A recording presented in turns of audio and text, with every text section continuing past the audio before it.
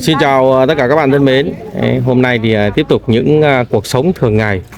Đấy, đi bán hàng rong này mọi người nhé. Đó, mình bán khoai hôm nay. Đấy, bà bác đang bán hàng hết rồi cứ cười thôi. Cứ cười cháu thôi. Cháu đang còn chưa nghiên cứ cười cháu thôi. Đấy. Và cứ cười cháu không này. Đấy, xe khoai ở đây bán hàng rất chậm là đang để ngoài đường này, đang phơi nắng này.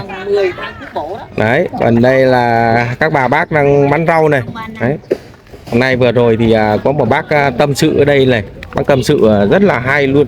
Đấy, bác tâm sự cuộc đời bác là cũng gặp nhiều từ quả chết trở về, gọi là nhiều cái thăng trầm của bệnh tật, chiến đấu bệnh tật, và có nghĩa là đi bệnh viện bây giờ thì người ta cũng đã trả về. Đấy mà bác đã từ nói chung trả về rồi mà tự nhiên lại sống lại.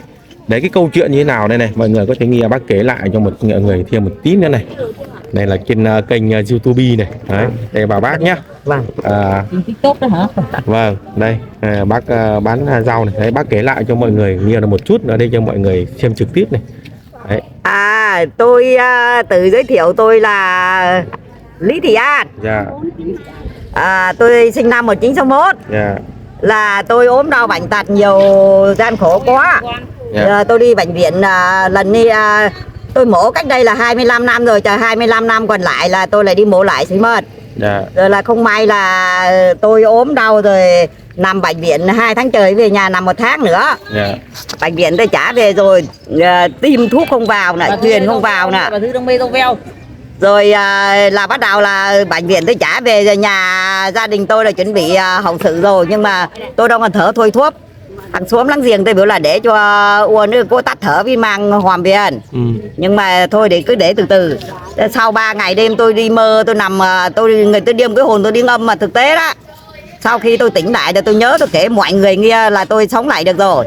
Mà người ta chuẩn bị là người ta mua hương vàng để hỏi thăm tôi, hỏi thăm người nhà. Thì người nhà biểu là hắn chưa chết, thì lúc mô chết thì bay tôi biết.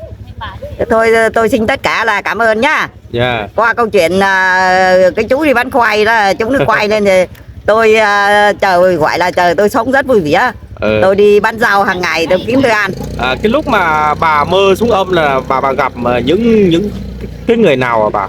Gặp người chết, người trong xóm luôn. Người trong xóm luôn à? Vâng, người ngay đầu ngõ luôn. Chứ lâu nay đi đâu mà giờ mới gặp? Yểm ốm gần chết đấy. Chết thì đi sống lại chờ với đi bán rau được đó chị. Chứ gặp những người âm nữa là mình gặp những người âm là ngay ở xóm. Ngay xóm luôn.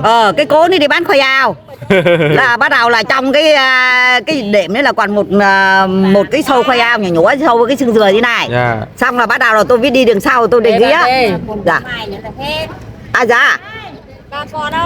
Cô ăn đến mai. Vâng. Bây giờ mai ra đây à? Vâng, mai ra đây chị lấy. Nếu mà cô lấy thì là tôi để cả, tôi không bán ở như chỗ bao bì. Nhưng mà bây giờ biết liên lạc với bà sao? Để tí là liên lạc với số điện thoại của em nè. Mai mới đi làm rồi. Mai đi làm ý là cô mà mua cả là tôi không bán nữa, là tôi để lại. Không có là tôi để bán, là đến nữa tôi bán cũng được mà. Rồi là có điện thoại tôi để ở nhà. Không nhớ. Có nhớ số. Nhớ số hả? Đúng rồi, tốt quá. Nhưng mà cục gạch tôi cục gạch không có. Phải nhớ được, miễn liên lạc là được. Thế thì đã 07 07 Nó mua đó 05 0 3 con 7 81. Nhớ thế cơ mà. Và đang còn nhớ mà, chứ là xong là cô tên tôi là An bán rau. Ăn rau má. Vâng. Rau má hay rau chi cũng được. Tôi bán đủ thứ rau ạ. Ở vườn tôi có chi được khỏi cái này. Vâng, nhà tôi 500 mét vuông đất thôi mà. Đấy, thế cũng rồi. 25.000 anh. Cái lúc mà hai người cầm cờ là như thế nào bà? Cầm cờ cái gì? Tôi biết đang kể chuyện như là tôi với ăn khoai ao của cái cô ấy thì là tôi lấy chảy cái khoai ao để tôi ăn, nó đang đói mà ra có người đi sau lưng đánh tôi ăn là chết á. Thế là thôi không lấy nữa. Thế là xong rồi tôi biểu ba đi bán khoai ao rồi để bà. Cái số đuôi là 386 nhá. Vâng. Chị cứ gọi để bà nghe máy là được. Mai là có khi là tôi đi tôi mang cái cục gạch đi rồi cô gọi tôi. 4.000 bà mang đi chứ bà đến nhà chỗ gọi làm gì ít thôi đi. Nhưng mà vấn đề bà Đấy bà đang kể chuyện nhưng mà khách hàng đang thì mua. sáng nhưng mà tôi đang ở dưới hơi này, giờ mà hơi ấy gián đoạn cái câu nếu chuyện mà một tí. cô mà dặn tôi là tôi không bán nhai nữa. Đây, cô mà dặn tôi là tôi không bán nhai cả thì là tôi để cho cô là tôi bán mình rau bầu đất với lại bầu là với các thứ là như đứa nữa thôi. Bầu đất á, bầu đất, bầu lào, quả nữa, rồi là mồng tơi, là còn rau má là riêng cô mua cả là tôi để lại tôi không bán nữa nhá. rồi đến mai gọi. Vâng, mai cái tầm độ 9 giờ là cô gọi cho tôi hay tôi gọi cho cô không kìa. Tôi nhắm máy cô gọi tôi, máy tôi còn có mấy nghìn. Cứ hết tiền thì cháu đang phải đến làm. Chị cứ chủ động chị gọi cho bà để bà Thì để. chủ động bây giờ tôi để lại chứ. Trời, Tôi để lại tôi không phải bán. hẹn ra cái địa điểm cũ này. Thứ 30.000 cân tôi cân cho cô tôi cứ làm sạch sẽ, không phải cắt rễ này nhá. Đó, để cả rễ cho cô lấy chứ. Thì rửa sạch là lau úa là được cái gì nữa, đây là tôi cắt rễ. Vâng, rồi. Xay nước uống. Rồi, cô cứ yên tâm. Rồi nét gâu, ok. Tôi làm như rất sạch sẽ. Đấy có lộc luôn. Rồi với người bán. Đấy bà kể tiếp cái câu chuyện Đến chỗ nào nhỉ? đến cái chỗ mà người cầm cờ đũa với cờ xanh ấy. Có hai ông cầm cờ xanh, ông cầm cờ đũa thì ông cầm cờ xanh là ông ấy nhận ông mang tôi đi xuống âm. Thế là xong là bắt đầu là đưa vô các cửa ngục. Thì tình hình là thấy người ta đánh xong người ta nhiễm người lại xong người ta lại đánh thì nhú vô vạc dầu á. Xong là bắt đầu là tôi là không phải đánh. Thế là xong bắt đầu tôi đứng ở cổng người cua người ta đánh không bắt đầu cái ông cầm cờ xanh ông tôi chối xong mà đó là ông ấy biểu tôi mới nói ở dưới xong bà chết rồi bà bịt mặt này bậy đánh á. Xong là bắt đầu tôi biểu bà có mày trời cứu bà. Lúc còn sống tôi cho bà vay mượn các thứ dưới bà đánh tôi thâm mặt ra cả công an. Đến chờ bà xuống đây bà còn ai cứu bà. Thế là xong bắt đầu cái ông cầm cờ xanh ông biểu tôi với là thôi bà đi với là ông phất cái là tôi đi với là có người đánh thức tôi về. Có người gọi tôi bảo qua nó về với tôi đi. Thế là bắt đầu tôi thiêu tôi về.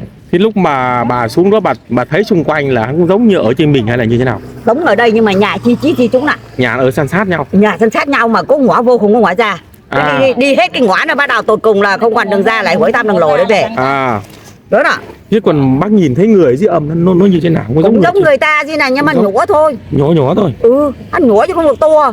Nhưng mà có người thì người mô mà đi thiêu là điên si. Mà người mô bình thường giống mình thì là cũng trắng chịu nhưng mà hỏi người ta chỉ nói một lời chứ người ta không nói hai lời. Tôi hỏi thăm đường ra thì tôi biểu cô chỉ cho bà ra được cái đường lộ bà về cái. Thế tôi cứ dắt cái xe đi mãi này. Thế sau bắt đầu là người ta biểu cái cô cũng trả lời câu bà ra chỗ cũ. Thế là bắt đầu tôi quay vô không nói lại câu thứ hai nữa. Nếu ông gì gặp có nói con lời thôi. Nói con câu hỏi con câu thôi. Còn người ta cứ đi chứ người ta cũng không biết ai hết. Người ta vô nhà người ta trả lời mình câu chứ thôi. Người ta vào luôn. Cũng không hỏi mình là như thế nào. Không ai thân mật với ai hết. Chứ bác có thấy ngoài đó người ta có ăn cơm nước hay là có buôn bán hay là có làm gì không? Cũng buôn bán chúng ta trên trần này, cũng nuôi vịt này, cũng trồng khoai ao này, cũng cấy ruộng này. Nhưng mà ruộng của họ là toàn bằng may. Cái cây may ở đường đó. Thế à? Là lúa gạo bằng đến nữa còn về nhà thí dụ dỗ Tết thế này cuôn mà đơm cho bát cơm đầy là gọi là bồ lúa. Đúng như chưa? Cuôn đơm bát cơm giỏ chặt cho đầy là bồ lúa là mang đi nhưng mà đốt nhiều vàng hương nhưng đó là mình đốt nhiều vàng hương đó là đi cả trộm hắn lấy hết. Lấy hết à? Vâng. Có nghĩa là mình cũng không nhận được à? Không nhận, hắn chỉ cho nhận một tháng đủ tiêu thôi. Ví dụ như là một tháng mình trên trần này ăn bao nhiêu triệu thì đến đâu mình cũng đốt nấy thôi, cứ đốt thừa là bọn nghiện đến chân hết. Với lại đi qua sông ấy chị, qua cầu là người ta đổ nước hết, không xuống ngầm là chỉ đủ ăn chứ không có dư. Cứ đi qua cầu đi qua đò đấy là bắt đầu là ông hả bá ông chở thuyền đấy là ông đổ nước vô là rách hết, chỉ đủ để đủ ăn thôi, cho nên là đừng có đốt vàng nhiều. Thế thì bố mẹ tôi bị chết tôi huy động bố mẹ tôi như này. Thường thì là mơ những giấc mơ nên là mình sẽ quên hết á, mà bây giờ lại nhớ. Tôi nhớ hết chứ. Thế xong bắt đầu là tôi động bố mẹ tôi thì mẹ tôi còn sống, mẹ tôi may áo bông. Thì mẹ tôi lại mượn sâu kim thì tôi sâu cái kim cho tôi. Tôi sâu kim cho may áo bông, mẹ tôi còn sống thì tôi may áo bông, chúng nó cũng may áo bông chú ơi. Thế à? Mà tôi hỏi với là mẹ tôi chỉ quay lại gì giờ cái kim gì bắt đầu sâu cái kim xuông bắt đầu đưa cho mẹ xong rồi sâu dài chứ mẹ nhá, gật không nuối với con câu. Thế là xuông bắt đầu sâu xong kim mà đuổi đi. Thế là bắt đầu động bố tôi để đi hoạch lợn chúng thấy chưa? Bắt cái khăn lau trắng này trên vai đây này. Thế tôi biểu bố quay lại gì đây? Bố lại biểu là bố quay lại bố nhìn cái xong là bắt đầu bố vẫy đi bố còn không thân mật. Thế là chứng tỏ là mình chưa chết mà tôi nói chú một câu cuối cùng như này, mình mà đang cái nghiệp tự tử á, xuống người tôi đánh tợn lắm thôi. Tự tử là tội nặng lắm đấy. Tội nặng là vì người tôi chưa đến tuổi chết thì xuống nằm tranh đất của người khác.